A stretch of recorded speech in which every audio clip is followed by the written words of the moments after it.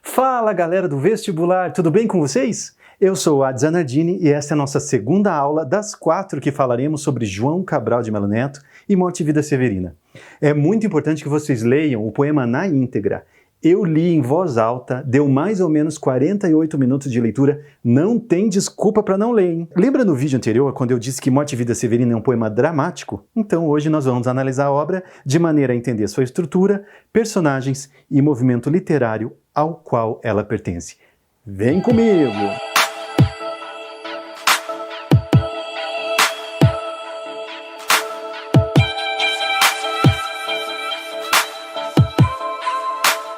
A obra e o movimento então literário, ao qual ela pertence. O poema Morte e Vida Severina foi escrito em 1954, na chamada terceira fase do modernismo no Brasil. Isso significa que ele atende a alguns desejos daquela chamada geração de 45, composto por 18 partes, estrofes ou cenas, tá? Você pode chamar de estrofe ou cena. O autor, a linguagem e o estilo. O poeta engenheiro, como é conhecido, busca em sua poesia equilíbrio, harmonia e objetividade.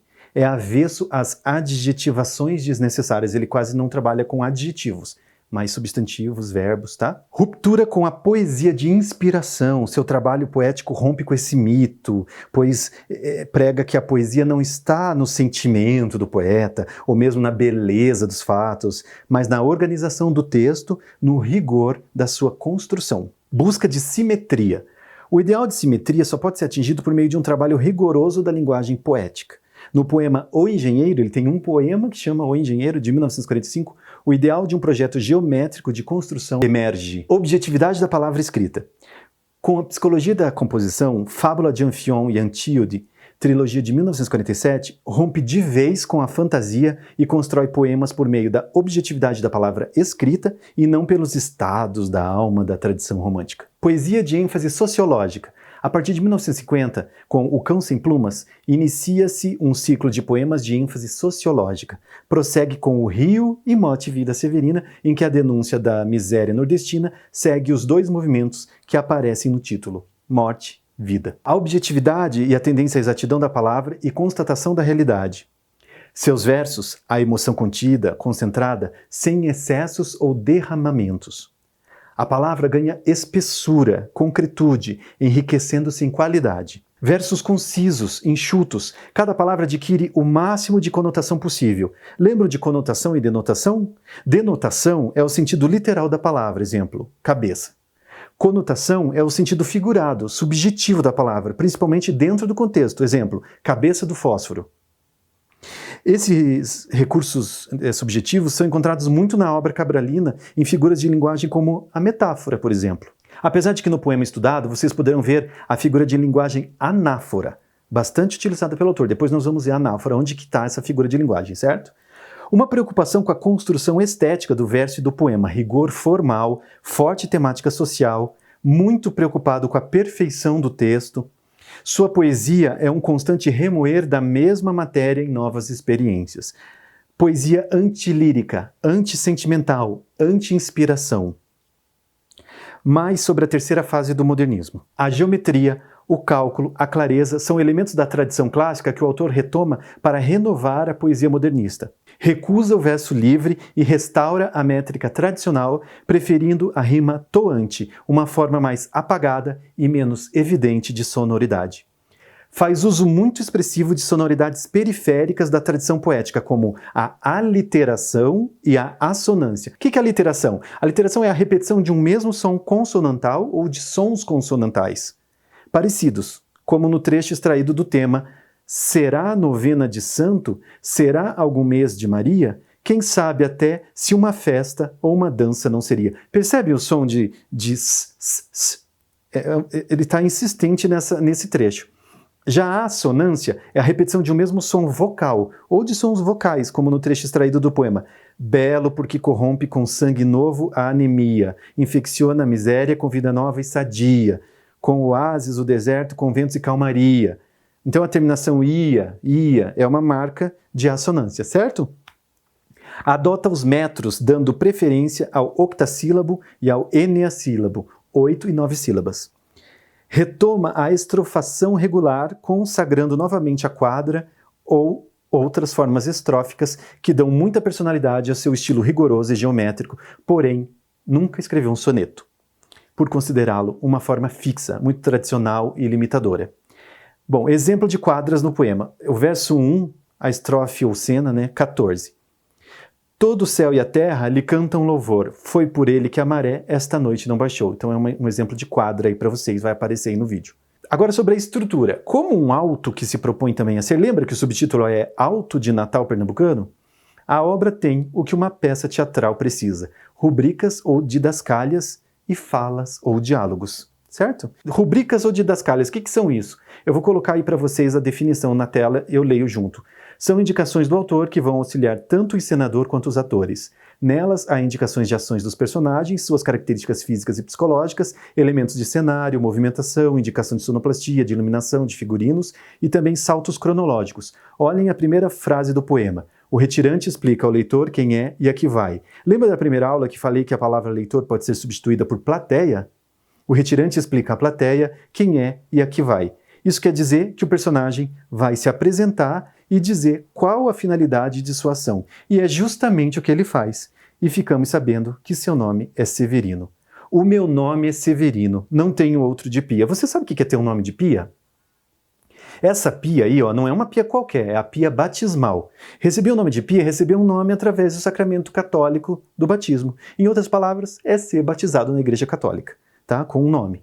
Na época em que o poema foi escrito, a hegemonia da Igreja Católica era bem grande no país e o povo nordestino tem uma ligação muito forte com a Igreja Católica. Aí tem uma imagem para vocês, vai aparecer no vídeo, de um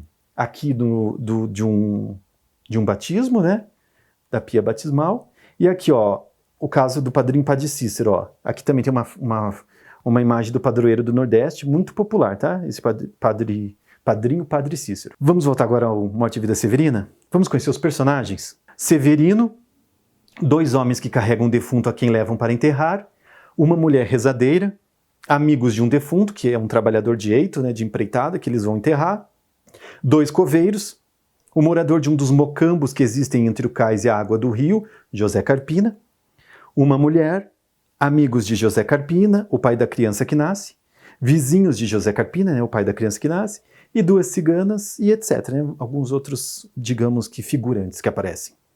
Agora que já sabemos quem são os personagens, vamos analisar as rubricas. Lembra que eu falei delas no começo? Cada uma das rubricas inicia uma das 18 cenas, ou estrofes, do poema. Elas auxiliam na encenação de um texto teatral, a dar movimento à história contada, constitui a parte visual, cenários, figurinos, iluminação, sonoplastia, etc. Lembra que eu falei também no primeiro vídeo sobre discurso direto e discurso indireto? Então, as rubricas estão em discurso indireto. Note que elas estão em terceira pessoa, pois falam sobre os personagens. Antes de começar a análise das rubricas, eu já falei que o poema possui 18 partes, mas pode-se dividi-lo em 2. 2 outras subdivisões. Assim. Da parte 1 a 10, a viagem de Severino em direção ao litoral. Morte. Então, nesse momento, tudo que se relaciona à história, tudo que ele entra em contato, tem a ver com a morte propriamente dita. E da parte 11 a 18, a chegada dele ao Recife, ele começa a ver vida. E no título do poema, a inversão do sintagma vida e morte, no título da peça, demonstra o percurso do retirante Severino, parte da morte no sertão para encontrar vida no Recife. Então ele parte da morte para encontrar vida. Ele faz o contrário. Por isso que é um elogio à vida, porque a vida vence a morte. Retrata a trajetória de Severino. Lembra da aula 1, que deixa o sertão nordestino em direção ao litoral, em busca de melhores condições de vida? Severino encontra no caminho outros nordestinos que, como ele, passam pelas privações impostas ao sertão. A aridez da terra e as injustiças contra o povo são percebidas em medidas nada sutis do autor. Assim, ele retrata o enterro de um homem assassinado a mando de latifundiários. Assiste a muitas mortes e, de tanto vagar, termina por descobrir que é justamente ela, a morte, a maior empregadora do sertão. É a ela que devem os empregos de médico ao coveiro, da rezadeira ao farmacêutico. Nota, ao vagar pela zona da mata, onde há muito verde, que a morte a ninguém poupa. Retrata, contudo, que a persistência da vida é a única maneira de vencer a morte. No poema, Severino pensa em suicídio jogando-se do rio Capibaribe, mas é contido pelo carpinteiro José, que fala do nascimento do filho. A renovação da vida é uma indicação clara ao nascimento de Jesus. também filho de um carpinteiro e alvo das expectativas para a remissão dos pecados. Há em Morte e Vida Severina uma analogia com o Natal cristão, estrela guia, rio guia, pastores, os severinos, os personagens, os reis magos, os severinos que traziam humildes presentes à criança, José, o pai de Jesus, o José, mestre carpino, o carpinteiro, pai da criança, né? Jesus Cristo, a criança esperança, ali o filho de José, o mestre carpina. A Maria, se vocês perceberem, ela não aparece, né, na história. Não aparece fisicamente, mas na cena em que uma mulher vem avisar que o filho de José nasceu, imagina-se que Maria está lá dentro da casa. Vamos colocar em aspas aqui, dentro da casa, né? Quando a mulher vem falar, olha, seu filho nasceu, já imagina-se que a Maria está lá, né? Que ela deu à luz. Agora, vamos analisar as rubricas uma a uma? 1. O retirante explica ao leitor quem é e a que vai, estrofe com 64 versos. Com essa indicação, sabemos o nome do personagem e o que ele pretende realizar. Qual seria sua ação principal? 2. Encontra 2 homens carregando um defunto numa rede, aos gritos de ó, irmãos das almas, não fui eu que matei não. Estrofe com 124 versos. Essa indicação, além de introduzir 2 novos personagens, são uma comprovação do aspecto teatral e encenável da obra, pois pode-se notar que os personagens estão entrando gritando. É uma indicação clara de ação. Nessa estrofe, há a presença da figura de linguagem anáfora. Lembra que eu falei que eu ia explicar onde que apresenta anáfora? Sabe o que é uma anáfora?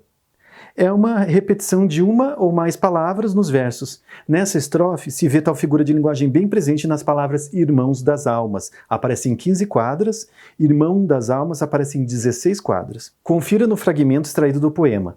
Eu vou apresentar aí para vocês, tá? Vai aparecer na tela o fragmento, tá? Vai dali, ó. E de onde que estáis trazendo, irmãos das almas? Até numa emboscada, tá bom? Vocês podem ler.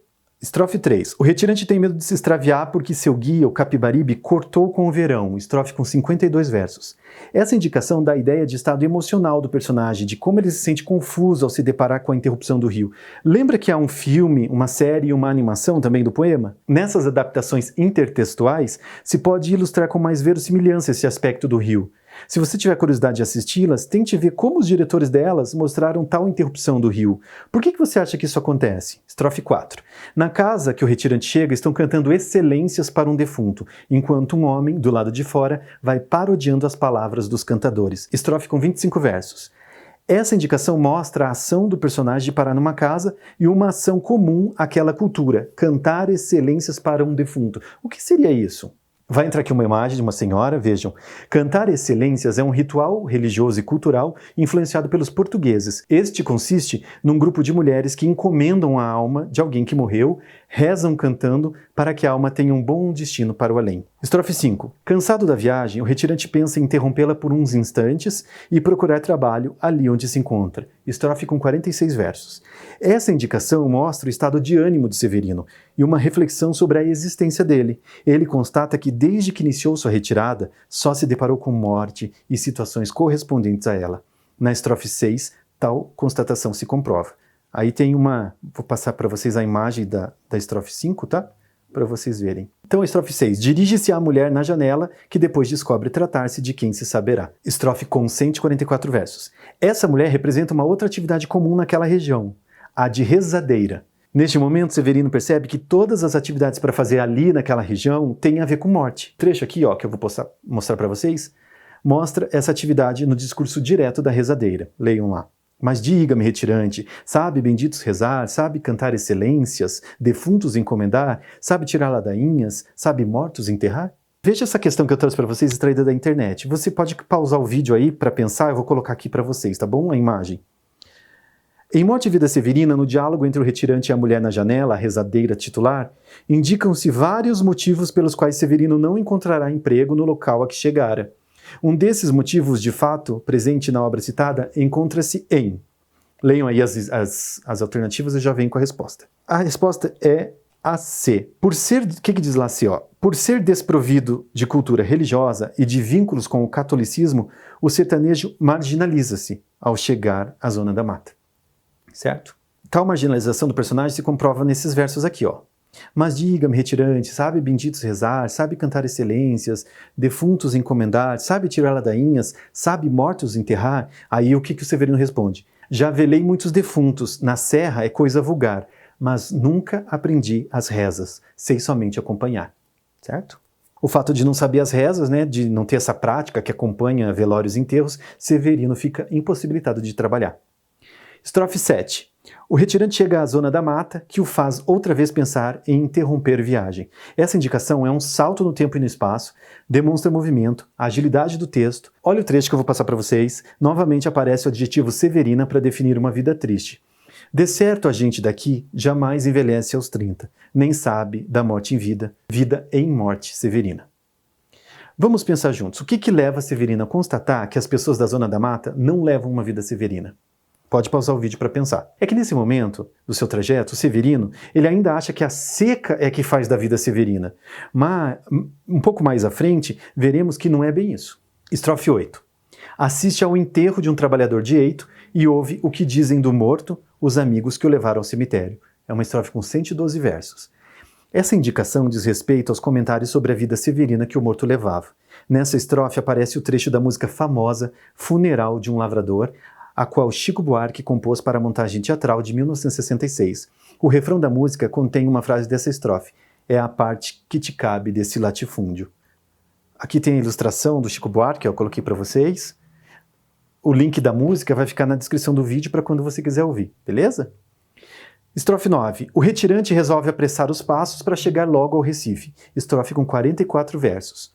Outra indicação de movimento. Aqui é importante destacar que Severino faz a terrível constatação da inutilidade da sua fuga do sertão, da vida difícil, da sua condição de retirante. Ele descobre que não é a seca, a geografia, e sim a desigualdade social que o acompanha. Aonde quer que ele vá, será sempre um retirante. Agora eu vou passar aqui o fragmento para vocês podem ler, tá bom? Começa ali, ó, mas não senti diferença, até a mesma chama mortiça. Estrofe 10. Chegando ao Recife, o retirante senta-se para descansar ao pé de um muro alto e caiado e ouve, sem ser notado, a conversa de dois coveiros. Estrofe com 180 versos, a maior do poema. Essa indicação de entrada de dois personagens, os coveiros, além da ação de Severino. Mais uma passagem do poema com a temática morte. Pode ser destacada a banalização da morte de pobres e a excepcionalidade da de ricos. Acontece também a explícita diferença social, marca da vida e da morte do retirante em relação aos outros cidadãos. Aparecem versos que retratam a morte dos retirantes. Morre gente que nem vivia, encontra só aqui chegando cemitérios esperando, vem seguindo o seu próprio enterro. Estrofe 11. O retirante aproxima-se de um dos cais do Capibaribe. Estrofe com 42 versos. Indicação de movimento, salto no tempo e no espaço. Nessa estrofe, a nova, triste constatação de Severino. A de que ele também irá morrer. Ele até chega a começar a desejar que a morte chegue. Pode-se notar tal afirmação nos versos que eu vou colocar aqui para vocês, ó. E chegando, aprendo, que começa ali, olha. E pedir a este rio, que vem também lá de cima, que me faça aquele enterro que o coveiro descrevia, certo? Agora, olha, as 7 próximas estrofes falam de vida, dá essa diferença do poema. Até aqui foi morte, morte, morte, morte. Agora ele começa a entrar em contato com vida. Então a estrofe 12. Aproxima-se do retirante o morador de um dos mocambos que existem entre o cais e a água do rio. Estrofe com 96 versos. Indicação de entrada de novo personagem. Este morador é José, o pai da criança que vai nascer.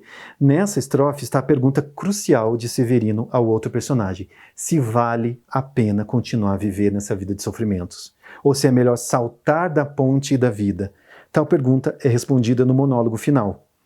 Nele, o José, o pai da criança, tenta responder tal indagação. Essa pergunta representa o mote principal do poema, a dualidade vida-morte. Estrofe 13. Uma mulher da porta de onde saiu o homem anuncia-lhe o que se verá. Estrofe com 12 versos, bem curta essa. Indicação de entrada de novo personagem, esta vem contar que Maria, né, a mãe da criança, deu à luz o menino. Aqui, numa análise mais a fundo e levando-se em conta o subtítulo do poema Alto de Natal, se pode intuir que é a Sagrada Família. José, o menino e, logicamente, a Virgem Maria, a qual, apesar de não aparecer, sua presença é imaginada pelo leitor e pela plateia, né? Estrofe 14. Aparecem e se aproximam da casa do homem vizinhos, amigos, duas ciganas, etc. Estrofe com 32 versos. Essa indicação de movimento dos elementos figurativos que compõem a comunidade que vão visitar a criança. Essa estrofe, ou cena, é escrita toda em quadras. No total são 8. Lembra que são quadras, né? Estrofes com 4 versos. É escrita toda em quadra. Estrofe 15. Começam a chegar pessoas trazendo presentes para o recém-nascido, estrofe com 56 versos. O subtítulo do poema é Alto de Natal Pernambucano. O que se comemora no Natal? Quem você acha que é o recém-nascido? Esses presentes citados na rubrica remetem a um acontecimento bíblico, a visita de 3 pessoas importantes a alguém. Quem são essas pessoas? Novamente, há aquela figura de linguagem anáfora. Há 4 sextetos e 4 quartetos que iniciam com a frase minha pobreza tal é. Vocês vão ver, aqui tem uma ilustração, né, de um presépio aqui, olha, colorido para vocês verem. E a anáfora está aqui, ó, minha pobreza tal é, beleza? Estrofe 16. Falam as 2 ciganas que haviam aparecido com os vizinhos, estrofe com 64 versos. Essa indicação mostra que as ciganas vão falar. É uma cena na qual só elas falam, elas fazem predições. Uma fala que a vida do recém-nascido será difícil, a outra cigana diz que não, que ela o vê trabalhando numa fábrica, sujo de graxa. Como se isso não fosse difícil, né? Aqui se comprova o caráter social do poema e também o reflexo da época na qual foi escrito. A década de 1950 no Brasil, vocês se lembram, se caracterizou pela expansão industrial. Então isso aparece no poema. Agora, a estrofe de número 17, falam os vizinhos, amigos, pessoas que vieram com presentes. Estrofe com 64 versos. Essa indicação introduz as opiniões da comunidade sobre o acontecimento, sobre a beleza do menino, dá movimento à ação. Aqui também está presente a figura de linguagem anáfora, novamente. Em início de bastantes versos aparece de sua formosura, a sua formosura, é, belo, certo? Aqui está, eu vou passar para vocês aqui a estrofe, ó, vocês podem ler, tá bom? Começa ali, ó, de sua formosura até que o fim do mar sempre. Bom, agora, a última estrofe do poema, né, de número 18, o Carpina fala com o retirante que esteve de fora, sem tomar parte em nada. Estrofe com 30 versos. É a indicação de que quem fará o epílogo do alto não é Severino, é o pai da criança. Severino apenas ouve. Aqui é respondida a pergunta crucial de Severino, feita na estrofe 12. É também a estrofe que evidencia a dualidade característica do estilo cabralino. No poema estudado aqui, né, especificamente Morte e Vida, tá bom? Aqui está a estrofe, vou deixar aqui para vocês, ó, vocês podem ler, é a última do poema. Ao analisar os últimos versos ou as últimas falas aqui do poema ou peça teatral, podemos ver que há um elogio à vida, uma defesa dela, e que alegoricamente a vida vence a morte. A resposta de José, mestre Carpina, à pergunta de Severino, ainda que ele diga não saber a resposta, se não vale mais saltar fora da ponte da vida, tal resposta vem em forma da expressão espetáculo da vida. O personagem diz que vale a pena viver, ainda que seja uma vida severina. Bom, eu numerei aqui, né, as rubricas didaticamente para demonstrar que ele está dividido em 18 partes, como eu disse no início dessa aula, né? Você lembra que os versos de um poema compõem uma estrofe? Recapitulando, então, o poema está dividido em 18 estrofes ou cenas, cada uma com um número de versos ou falas variados. Veja quantos versos ou falas a obra tem ao todo. 1231. Eu contei. Se somarmos com as 18 rubricas, 1249 linhas. Se adicionarmos o título e o subtítulo, ufa, 1251 linhas. É um poema grande, né? Mas dá para ler em 48 minutos. Leia na íntegra. Eu espero que você tenha gostado da análise do poema. Na próxima aula, eu vou utilizar questões de vestibulares que cobraram a leitura da obra nas suas provas. Tá? Até lá.